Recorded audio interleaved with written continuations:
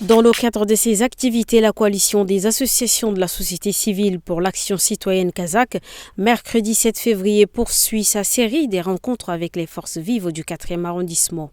L'équipe de la Kazakh, conduite par son président Mahmoud Ali Seïd lors de sa tournée entamée depuis quelques semaines, s'est rendue cette fois-ci dans les différents quartiers du 4e arrondissement de la ville de N'Djamena.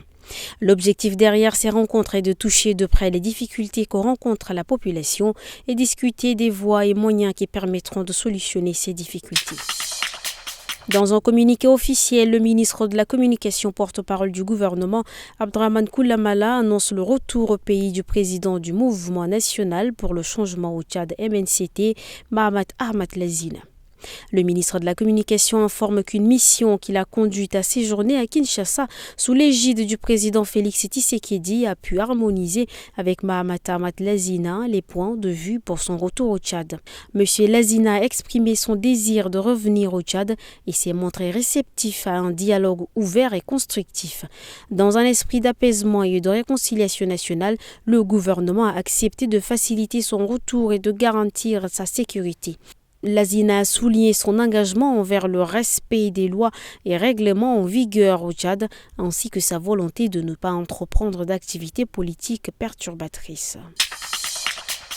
2 semaines après l'incendie qui l'a ravagé, les autorités provinciales s'activent pour la réouverture du marché moderne d'Ati. Ce 7 février, le gouverneur a effectué une visite de terrain pour évaluer les travaux de réaménagement. Au cours de cette visite d'inspection, le gouverneur de la province du Bata, Ahmad Goukouni Mourali, a à ses côtés le préfet et le maire de la ville d'Ati. Le gouverneur a, lors de son constat, instruit le maire de faire revenir une partie des commerçants à l'ancien marché d'Ati situé non loin de l'école du centre. Le Premier ministre Dr Succé Masra a reçu cet après-midi du 7 février 2024 la vice-présidente des programmes internationaux et des opérations de Care International, Mme Claudine Mansa Aout. Cette dernière a déclaré que les programmes de Care International s'alignent au programme politique du gouvernement de transition.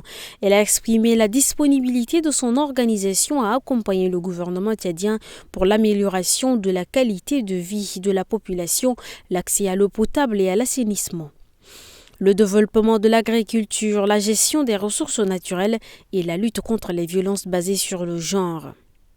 Dans le domaine humanitaire, Care International apportera l'aide et l'assistance aux réfugiés ayant fui les conflits en cours dans les pays voisins du Tchad. Le ministre des Infrastructures et du Désenclavement du Tchad, Aziz Mohamed Saleh, a rencontré ce mercredi l'ambassadeur du Qatar au Tchad, Taleb Mohamed Al-Menahas. Les discussions ont porté sur la coopération bilatérale dans le monde des infrastructures, en particulier le développement du réseau routier tchadien.